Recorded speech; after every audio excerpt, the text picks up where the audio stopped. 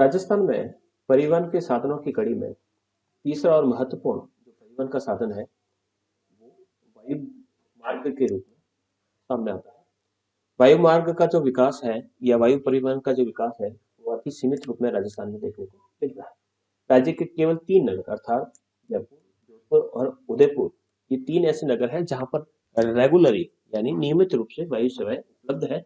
बाकी के क्षेत्रों में वायु सेवाएं उपलब्ध है, जैसे कि अभी वर्तमान में अगर किशनगढ़ की बात करें तो किशनगढ़ में भी यहाँ पर रेलवे हवाई अड्डा स्थापित किया गया है। लेकिन नियमित सेवाओं की बात करें तो ये 3 ऐसे शहर हैं जहां पर वायुयान की सेवाएं उपलब्ध है। वायुदूत की सेवाओं के अंतर्गत अगर बात करें तो जैसलमेर, बीकानेर, कोटा के मध्य वायु सेवा प्रदान करने के प्रयत्न किए गए हैं, किंतु अभी भी वह नियमित वायु सेवा इन नगरों के मध्य प्रारंभ नहीं हो पाई। कोटा और बीकानेर से शीघ्र वायु सेवा प्रारंभ होने की संभावना है। जयपुर के हवाई अड्डे को अंतर्राष्ट्रीय स्वरूप दे दिया गया है, सांगानेर हवाई अड्डा जिसे कहा जाता है। अजमेर के लिए वायु सेवा प्रारंभ करने का जो प्रारंभ है, तो किशनगढ़ में हवाई अड्डा बनाने का कार्य प्रारंभ हो चुका है।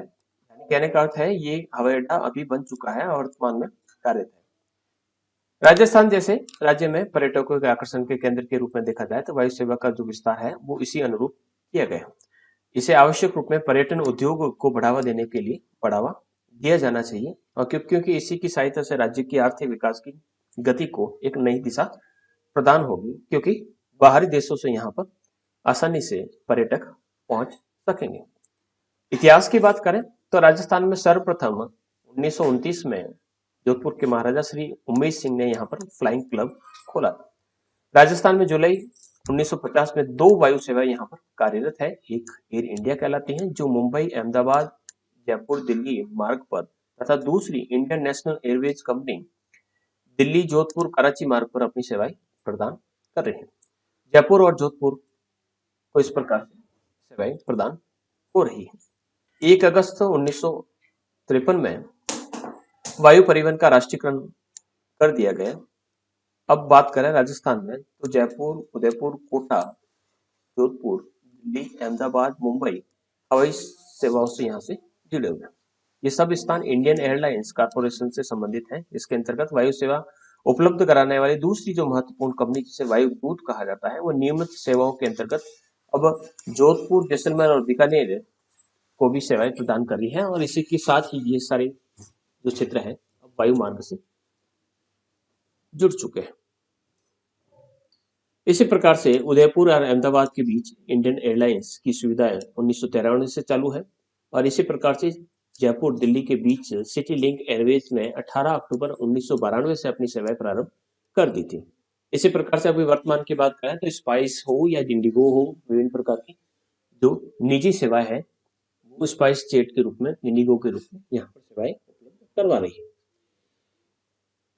राज्य देश की वायु सेवा में उचित स्थान इसी अनुरूप को पा चुका है। अजमेर में भी किशनगढ़ में वायु सेवाएं उपलब्ध हो चुकी है। नागरिक उड्डयन गतिविधियों के संचालन हेतु नागरिक उड्डयन जो विभाग है उनके नियंत्रण के अधीन निदेशालय नागरिक विमान स्थापित है, और इसका गठन 1 अप्रैल 2012 को किया गया था। इससे पहले 20 दिसंबर 2006 को नागर विमानन निगम लिमिटेड की स्थापना की गई। इसकी स्थापना का उद्देश्य था राजस्थान के पास उपलब्ध हेलीकॉप्टर और वायुयान की जो सेवा है उसका वाणिज्यिक उपयोग करने का प्रस्ताव तैयार करना।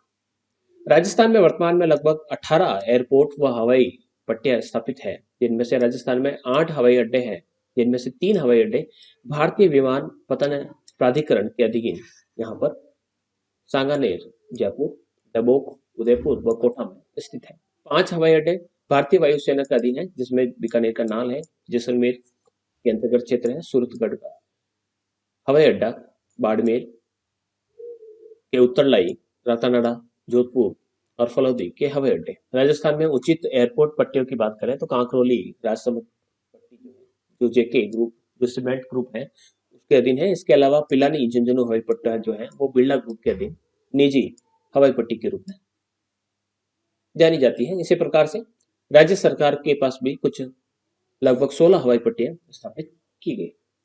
जैसलमेर में राज्य का 5वां सिविल एयरपोर्ट बनाया जाता है। सिविल एयरपोर्ट का अर्थ है कि वहां पर नागरिकों को उतरने तथा चढ़ने की सुविधाएं उपलब्ध कराना। बाड़मेर का उत्तरलाई वायुसेना का हवाई अड्डा है। बीकानेर में नाल हवाई अड्डा है जो भूमिगत रूप में सैनिक हवाई अड्डा है।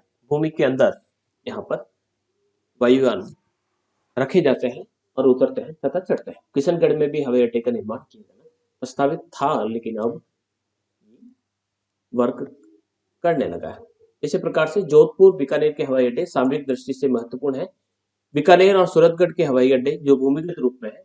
बीकानेर भारत के सर्वश्रेष्ठ सैनिक अड्डों में से एक माना जाता है। अंतर्राष्ट्रीय महत्व के रूप में जोधपुर का हवाई अड्डा है वो वायुसेना के अंडर में आता है, जहां पर प्रशिक्षण सुविधाएं भी उपलब्ध करवाई जाती है। इंडियन एयरलाइंस वायुदेव दोनों यहाँ पर सेवाएं प्रदान करती है, जिसके कारण यहाँ पर पर्यटकों में काफी वृद्धि हो रही है। विमान विकास प्राधिकरण हवाई अड्डे की बात करें तो सबसे पहला हवाई अड्डा है सांगानेर हवाई अड्डा। ये राजस्थान का प्रथम और देश का 14वां अंतर्राष्ट्रीय हवाई अड्डा है, जिसे 7 फरवरी 2002 को दुबई के लिए वायुयान की पहली सेवा यहाँ पर उपलब्ध हुई। दिसंबर 2005 को इसे अंतर्राष्ट्रीय हवाई अड्डे का दर्जा दिया गया और इसकी सूचना 2006 में जारी गैजेट नोटिफिकेशन कर दिया गया। ये अंतर्राष्ट्रीय महत्व का हवाई अड्डा है, यानी यहाँ पर इंटरनेशनल फ्लाइट्स है वो उतरती है तथा इंटरनेशनल फ्लाइट्स यहाँ से जाती भी है। इसी प्रकार से महाराणा प्रताप हवाई अड्डा जो डबोक में है, ये दक्षिणी राजस्थान का एकमात्र हवाई अड्डा है जहाँ पर अंतर्राष्ट्रीय सेवाएं के लिए प्रस्ताव भेजा गया है, लेकिन यही सुविधाएं यहाँ पर उपलब्ध नहीं हो पाई है। कोटा हवाई अड्डा हड़ौती अंचल का एकमात्र हवाई अड्डा है। भारतीय वायुसेना के अधीन अगर हवाई अड्डों की बात करें तो रातानाडा हवाई अड्डा जो जोधपुर में है, जो सामरिक दृष्टि से व सुरक्षा दृष्टि से वायुसेना के नियंत्रण में है, क्योंकि ये क्षेत्र है जो वायुसेना जो क्षेत्र है उसका काफी निकटतम है।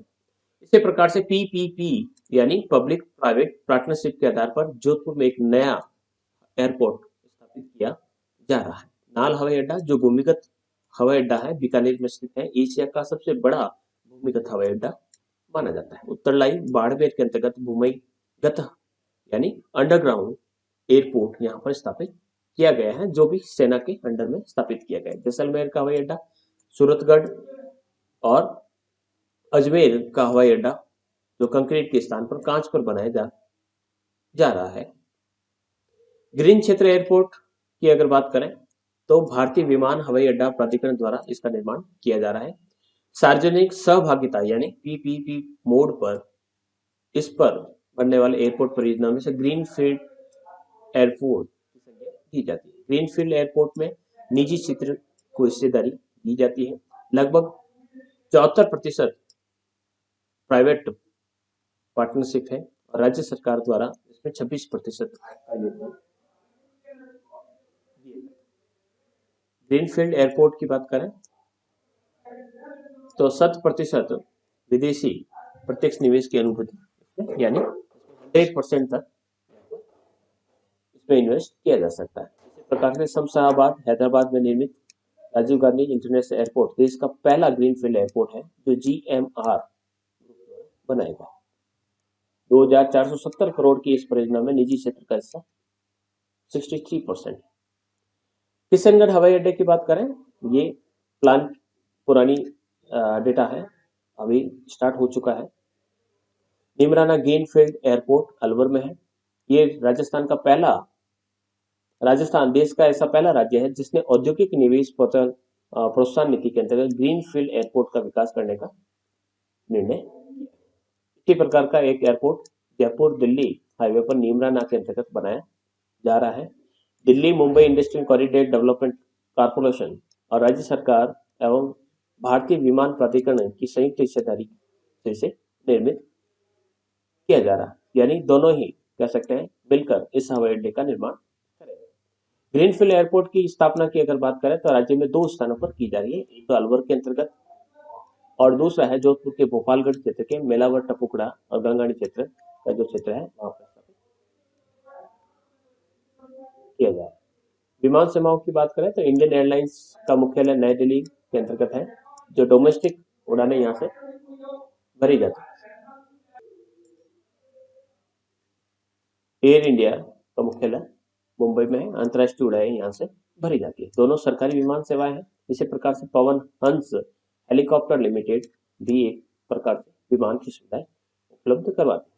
तेल तथा प्राकृतिक गैस निगम यानी गेल हो चाहे आईओसी हो के द्वारा पेट्रोलियम क्षेत्र को हेलीकॉप्टर सुविधाएं ये प्रदान करता है, यानी Pawan Hans helicopter ONGC and IOC को हेलीकॉप्टर की सुविधाएं उपलब्ध करवाता है तथा जो दूर के जो क्षेत्र हैं वहां पर हेलीकॉप्टर की सुविधाएं ये उपलब्ध करवाता है। इसी प्रकार से वायुदेव सेवा जो है उसके माध्यम से 20 जनवरी 1981 को निगम के रूप में लिमिटेड के रूप में इसे स्थापित किया गया। तो पूर्वोत्तर नॉर्थ ईस्ट का जो क्षेत्र है वहां पर ये हवाई सुविधाएं उपलब्ध करवाता है। इसी प्रकार से भारतीय विमानपत्तन जो प्राधिकरण है वो 1 अप्रैल 1955 को इसकी स्थापना भारतीय अंतर्राष्ट्रीय विमानपत्तन प्राधिकरण तथा राष्ट्रीय विमानपत्तन प्राधिकरण को मिलाकर भारतीय विमानपत्तन प्राधिकरण की स्थापना की गई।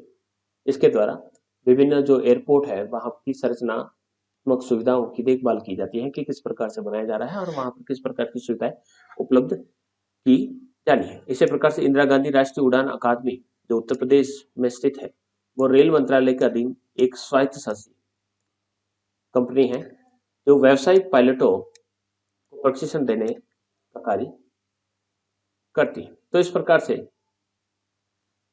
ये हम राजस्थान के अंतर्गत वायु सेवाओं के बारे में सुविधाएं या जानकारी प्राप्त कर सकते हैं। राजस्थान औद्योगिक रूप से काफी पिछड़ा है और यही कारण है कि यहाँ पर विमान सुविधा इतनी उपलब्ध नहीं करवा पा रही है कि विमान कंपनियों को यात्री भार की सुविधा है वो राजस्थान के अंतर्गत इतनी नहीं मिल पाती है, क्योंकि यहाँ पर दूसरे देशों के साथ इस प्रकार का आदान प्रदान या व्यवसाय बहुत कम मात्रा में संपन्न हो पाया। विदेशी पर्यटकों के अलावा अगर देखें तो व्यवसाय के रूप में जो हैंडीक्राफ्ट बिजनेस है जोधपुर का और जो जयपुर का जो जेम्स एंड ज्वेलरी का बिजनेस है उसने वायुयान सेवाओं को काफी महत्व दिया है। इसके अलावा यहाँ पर डोमेस्टिक एरोप्लेन्स उड़ते आ रहे हैं, चाहे जोधपुर से हमें उदयपुर जाना हो या जोधपुर से हमें मुंबई, पूना, बैंगलोर, जो प्रवासी भारत राजस्थानी रहते हैं उनके लिए यहाँ पर सुविधाएं उपलब्ध है। बाकी ज्यादा विकास यहाँ पर वायुयान सेवाओं का नहीं हो पाया।